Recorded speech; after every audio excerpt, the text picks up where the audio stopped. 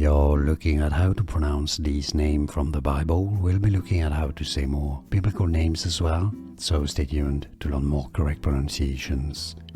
We'll be looking at how to say the name of his brother as well, which is confusing.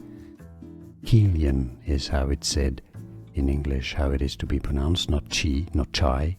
Julien. Julien.